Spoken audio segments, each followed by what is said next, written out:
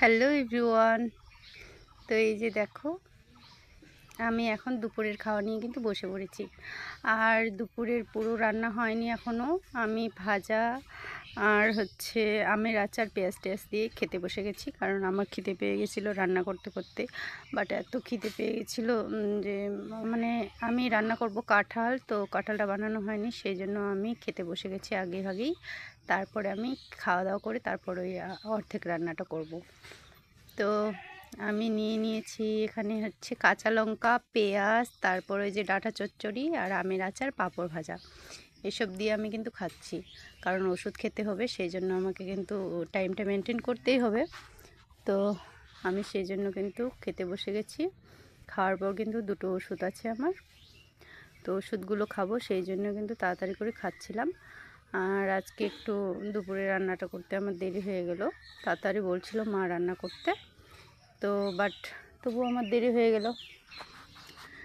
আর গরমে তো রান্না করতে করতে হাঁপিয়ে গেছি, তার উপর খিদেও পেয়ে গেছে, তাই আমি খেতে বসে গেছিলাম। আর এই যে দেখো, পাঁপড় ভাজা খাচ্ছি, কাঁচা লঙ্কা, এসব ভাজা আর আচার টাচার দিয়ে আমার খেতে এত ভালো লাগছিল, মানে পুরো ভাত শেষ করেও ভাবছিলাম আর একটু নেব, তো তারপরে আর নেইনি। তো দেখো খেতে আছি কিন্তু আমি।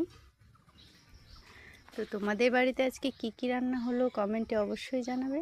আর আমাদের বাড়িতে তো এই যে সব রান্না হয়েছে, ডাঁটা চচ্চড়ি হয়েছে, আর পাঁপড় ভাজবো, তারপর ডাল রান্না করব, আর কাঁঠালের তরকারি। আর বিকালবেলা বাবা মাংস নিয়ে আসবে, কারণ আমার ননদের বড় ওরা আসবে, তো সেই জন্য। তো রাত্রিবেলা খাওয়া দাওয়া হবে, তো সেটা অবশ্যই তোমাদের সাথে শেয়ার করব। ঠিক আছে।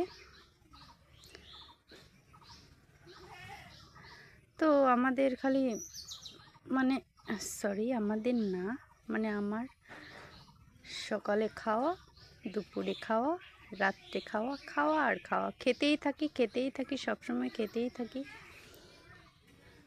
খেতে যে থাকি পেট আর ভরে না, খাওয়া কোথায় যায় বুঝতে পারি না।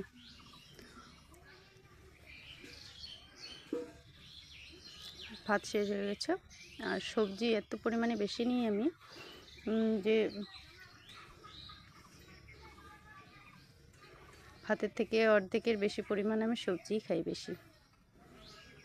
তো আমার এই শাক সবজি খেতে ভীষণই ভালো লাগে। আর এই যে দেখো, আমার খাওয়া কিন্তু শেষ হয়ে গেছে অলরেডি। তারপর আমি কিন্তু এটুকুলো তুলে নিলাম, তুলে নিয়ে এখন পুরো খেতেই হাঁপিয়ে গেছি। So bye, tata.